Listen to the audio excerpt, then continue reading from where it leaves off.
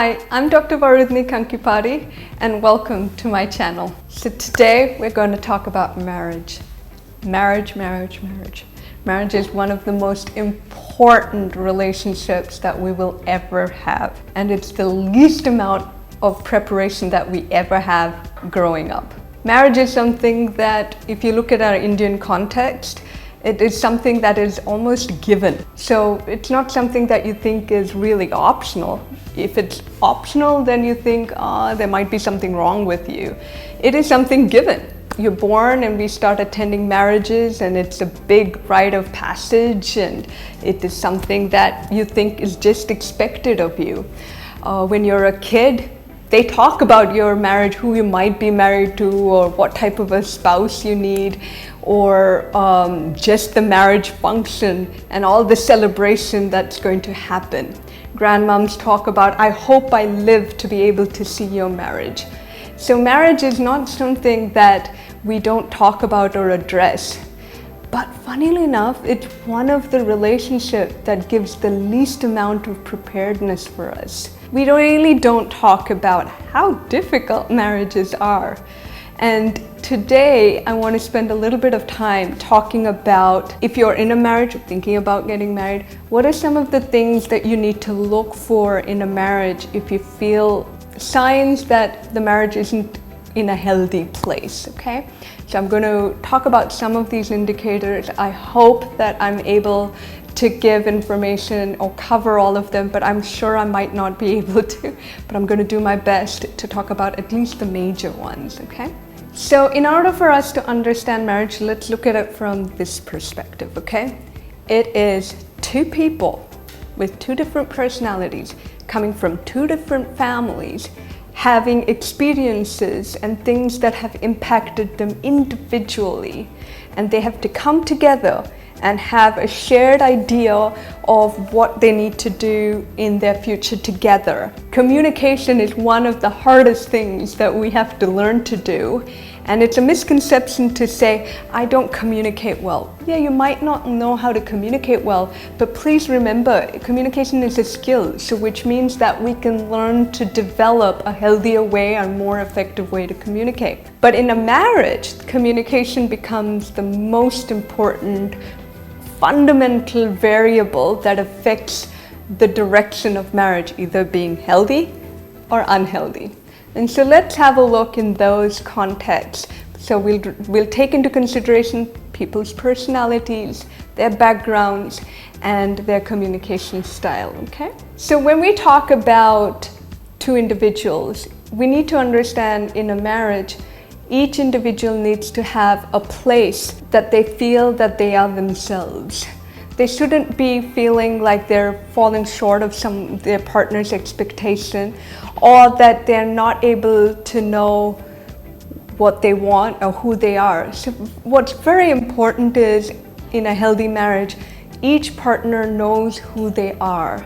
You have a self-acceptance, you love yourself, you know who you are, you know what you want.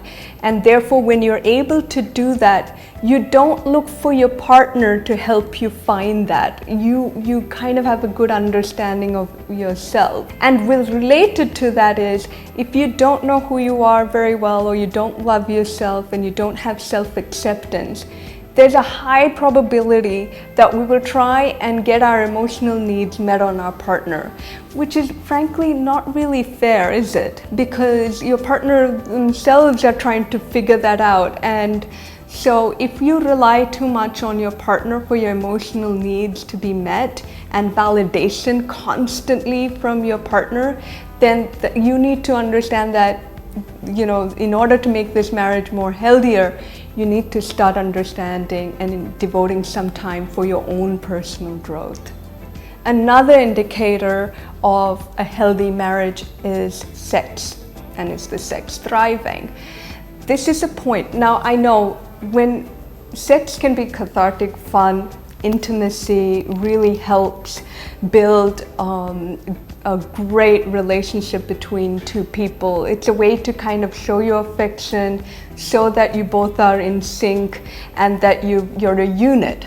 But it is one of the things that we either think we overrate in a marriage, or we think that we don't give it enough importance. It needs to be a balance. Now, between your partner and you, if it's a sexless marriage and you both agree that this is how the relationship is going to be, there's no problem. But if one partner feels like there's a lack of intimacy and they're feeling the frustration, then that can really start to feel like their partner is not meeting their needs, or their needs are not getting met. They might try to address it, and it's only, confounded with the partner not really wanting to talk about it, not doing anything about it, and acting like it doesn't even exist, which really, most of the times, that's how couples deal with lack of sexual intimacy. And if that happens, what happens with due course is that you start to drift apart a bit. And so if the sex isn't thriving, or you don't have a place where both of you can really talk about it and understand that the sex is a form of intimacy that is really needed between two of you, then that can be a big indicator that, the marriage is not that healthy. Another indicator is what I was talking about earlier, which is communication. And in communication, one thing that we all have the hardest time with, and believe me, even I had it in the beginning, is that we try and run away from having difficult conversation and conflict. And conflict is something that's inevitable. If you have a relationship where you don't have any conflict at all, wait a minute, that's not a good sign either. So having conflict in a relationship is very, very important, because it means that there's a space enough for you to be able to talk about what you're feeling, what is going on, and being able to address that. But if you're not able to do that in an effective manner, then you will start to understand that the conflicts become a way for you. You feel very unheard. You feel like, okay, I don't want to even talk about it, because if I talk about it, it's only going to lead to a bigger argument, and I can't deal with that. I don't want that. So conflict is something that we need to all learn to deal with in a marriage. We need to learn how to do it, and we need to do it in an effective manner. If conflict isn't done in an effective manner, and I'll tell you in short how that will look like. You feel like you're always attacked. You're not able to communicate and say what you want to say. If you do, you go back and the conversations go back to past behavior. You did this 5 years ago, and then you didn't listen to me. And you feel like, okay, that was 5 years ago. Why are you talking about it now? But no. Then you realize that only part is that when you open the conversation always goes to some other place, and it's never about what you wanted to address. Now, if this is happening to you, clearly both of you have not learned how to deal with conflict in a healthy manner. Disagreement, learning to disagree, and learning that, okay, we can disagree, is an integral part of a marriage. If you and your partner, or you, just let's say you, do not feel like you can trust your partner, then that's a big red flag. Because trust is one of the fundamental pillar stones of a relationship. And what do I mean by trust? It's not only about you not trusting your partner that they will run away or that they're having an affair. It's a little bit more deeper than that. You don't trust that your partner has your well-being as a priority.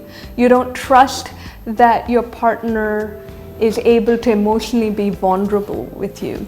You don't trust what your partner is saying to you. You feel like there's a lot more that he's not sharing with you. And when you're getting that feeling, please stop, because you need to trust your gut feeling that there's something amiss here. So trust is a big indicator to tell you whether your marriage is healthy or not. Another indicator is that you don't really want to spend time with your partner. And what I mean by that is you realize that when you both are more happier if you're apart than together, and you don't mind if your partner has gone out the whole day or they're doing their own thing. You don't miss the person. You don't feel like, I need to spend that time with my partner. That's a good indicator that you both have kind of drifted apart already. A lot of times what I've seen with couples is they stop to be emotionally available for each other. And in due course, what happens is you get used to not having that partner around. And let's take this one step further.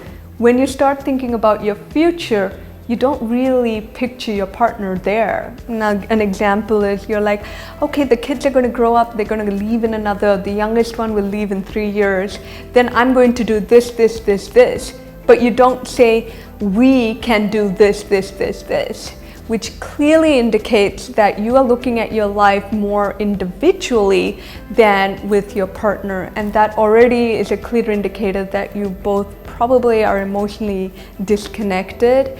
And it's a good sign for you to stop and say, okay, what is going on here? One of the biggest things with marriages is we sometimes know in our heart that things are not going right, but we don't have the strength or the courage to look at it, because if we looked at it, we are so scared to feel like, the pain of it, or knowing that we have to put so much more work in getting it right, that you feel like it might be just better to keep this going. But unfortunately, we don't work that way. We don't thrive that way. We thrive when we are loved. Our emotional needs are met. We're able to plan things. A companion is an integral part of our personal growth. And if you know that you're built to want to be with a companion, then you need to do that for yourself, to look at, okay, how do I make this better?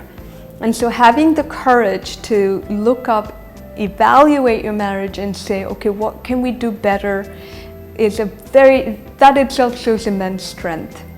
So I've only spoken about a couple. There are many, many more variables, but these are integral. If the communication isn't going right and you feel most of the time unheard, if you both are leading parallel lives, if you feel like your partner is emotionally not available for you, if you feel that your sex is not thriving, you're not able to have a place to talk about it, or it doesn't even exist, but you would like it to exist, then that's also an indicator. So I've spoken about 4 to 5. I've talked a little bit more in detail about it, but I want to do a little bit more on this a little later. But if any of these are ringing a bell for you, please take this opportunity to stop. It is tough to look at your marriage, and I'm not saying it's easy, but there is a way to try and improve on it. Thank you. So if you liked what I had to share on marriage today, please do like, share, and subscribe. I do want to talk more about marriage and about relationships a little bit more and give you more tips. But this is just an intro on marriage and the most significant relationship you'll ever have in your life. And let's see how we can make that work. Okay? So if you like this video, please do like, share, and subscribe. Take care, guys. Bye.